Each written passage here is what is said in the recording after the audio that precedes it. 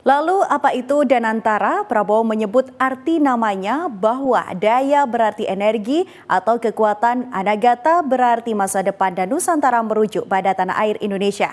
Danantara akan menginvestasikan modal yang berasal dari sumber daya alam dan aset negara ke dalam proyek-proyek berkelanjutan dengan fokus pada investasi non-APBN, anggaran pendapatan dan belanja negara.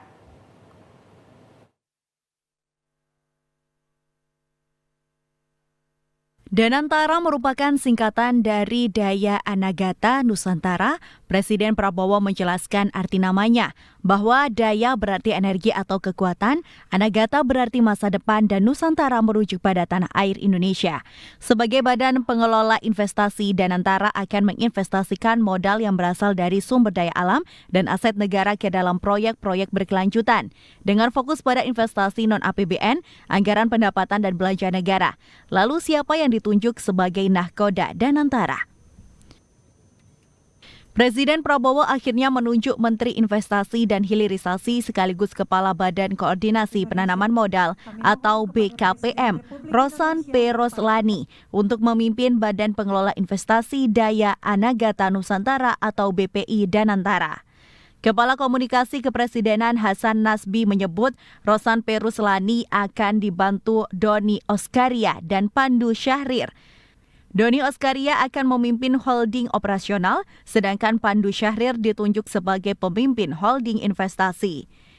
Di jajaran pengawas, Presiden Prabowo menunjuk Erick Thohir sebagai Ketua Dewan Pengawas BPI Danantara.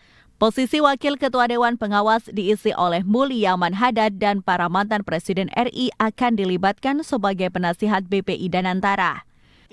Mantan-mantan presiden itu nanti akan diajak untuk menjadi penasehat agar lembaga ini betul-betul dikawal, dijaga oleh figur-figur yang penuh integritas dan memang cinta Indonesia.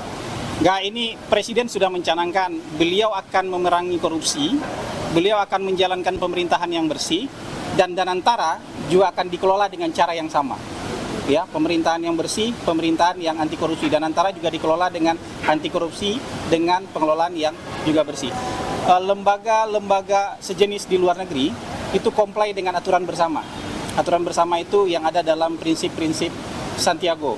24 prinsip pertanggungjawaban, transparansi, akuntabilitas itu yang akan dipenuhi oleh Danantara. Ini hilirisasi ini. Ini untuk hilirisasi ini penunjang kemajuan ini kegiatan-kegiatan untuk hilirisasi dan ini instrumen percepatan pembangunan. Ya, ini instrumen percepatan pembangunan. Jadi banyaknya heavy-nya di sektor hilirisasi.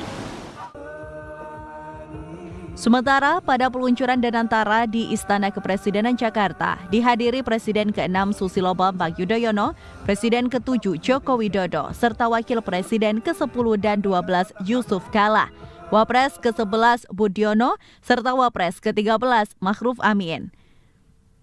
Faisal Fazri, Jawa Post TV.